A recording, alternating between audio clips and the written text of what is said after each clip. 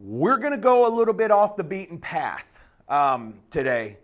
And mild cognitive impairment or Alzheimer's, Parkinson's, guys, a lot of people who have Parkinson's, they also get Alzheimer's, but Parkinson's does not lead to Alzheimer's. It's a different pathological deal there. But what I found was a study that compared diets that are high in protein and fat to diets that were more like a moderate carbohydrate, normal person diet. And what these guys were looking for is an impact on cognitive ability, memorization, function, things like that. Mood was included. How many of you have heard of the Adkins diet? Right, and a lot of us have tried it.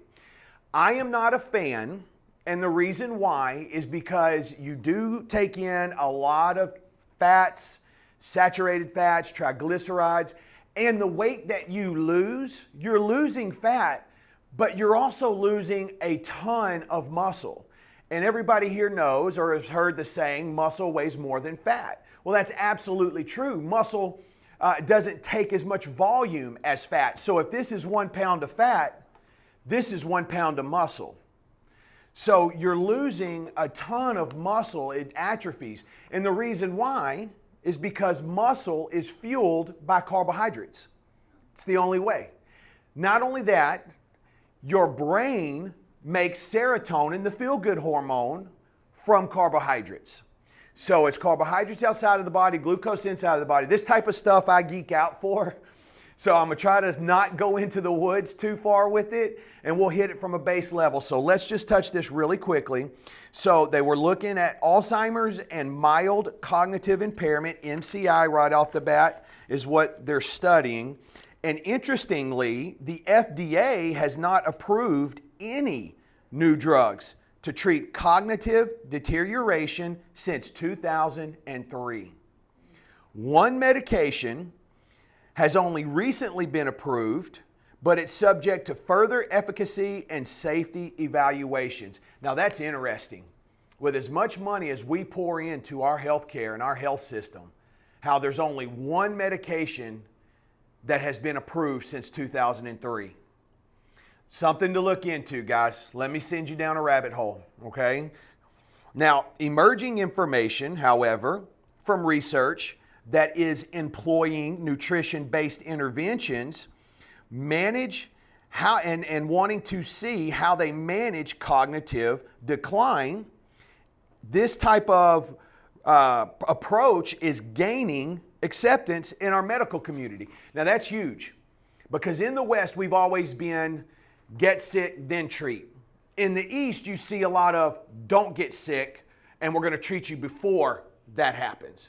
And you're starting to see a transition here in the medical community. I saw a huge number of physicians transition from a typical traditional practice that's associated with a hospital, and maybe they're even employed at the hospital, and a lot of doctors in private practice. When the Affordable Health Care Act was passed, a lot of these guys fled because of the way it was structured. The coding and the way they were compensated changed. And so that may have something to do with this, but it also, when they did that, they had a little more freedom to promote that nutrition side of it. So what were these results?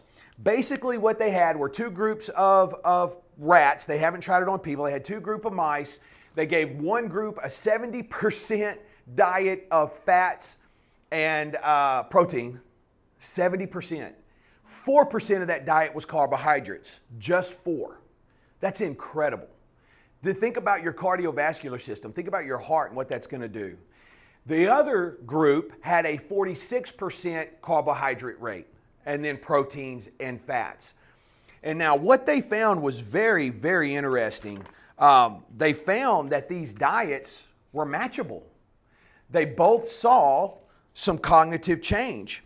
These keto diets like Adkins also emerged because they were being used to treat kids with epilepsy. I thought that was interesting. So there are some changes that goes on in the brains. And finally, The findings indicate that the low carbohydrate diet group had notably lower caloric intake in general, which is primarily attributed to the lower carbohydrate consumption. They ate less carbs. The same group experienced notably higher fat and protein intakes, what we just talked about, representing an Atkins type diet.